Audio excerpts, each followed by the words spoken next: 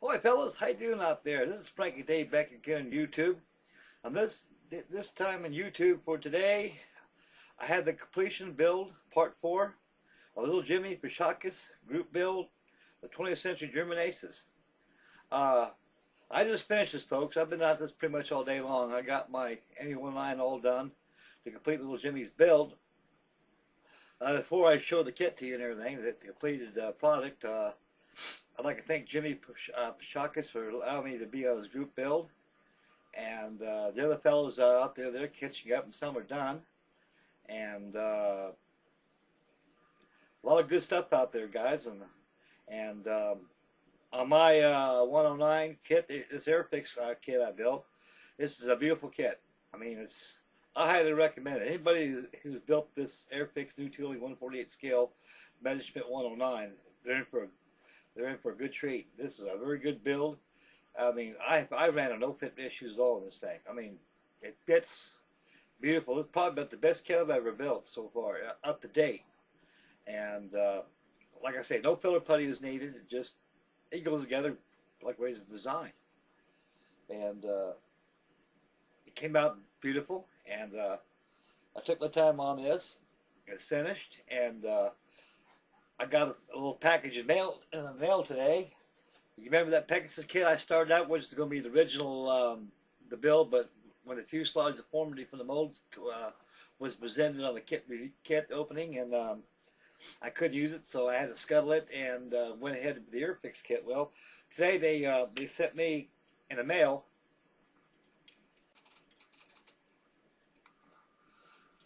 a new fuselage halves today. So that kit is actually saved. I can use this for another build if it ever comes up. So anyway, this goes back in the box. I'm happy. So I got another 109 in my stash. So in case any 109s come up or anything like that, I can go to this. But anyway, it goes back inside the box. I'm happy. Pegasus, thank you, thank you, thank you. That is that. Now back to my 109. The kit gives you an option of canopies, and this is actually Major Adolf Galland 109, and I think he'll give me a stamp of approval on it. I weathered it using various washes on it, and the blotches are very seldom presented on it. They were all airbrushed, and they can be seen at close range. I hope this new camera I can pick up the blotches. But they came out pretty good. I didn't have any slate gray. I couldn't find any slate gray in my hobby shop, so I made my own slate gray, which calls for on the instruction sheet of the painting schedule. By making slate gray, all you do is use black, white, and green, and a little tint of red. That's all you need. That gives you your shade of slate gray, and your medium Dunkergram, which is dark green, which is used. I got that. That's model match. I didn't mix that. One thing I mixed on this was my slate gray. Okay, fellas. Here is my 109 completed. Little Jimmy Parashakis 20th Century German Aces. I'll zoom in closer to it. Model was painted as per kit instructions. Slate gray over Dunkergrund. Adolf Galland's markings, the yellow nose, the yellow spinner. I sprayed on about 3 coats of wash on it to dull it out a little bit to show a little age and wear and tear on it. You can see the blotches on the side of the hollow brow on the side of the fuselage. And the canopy fits real good in place. The headrest is optional. I came out in the later models of 109. This portrays 1940.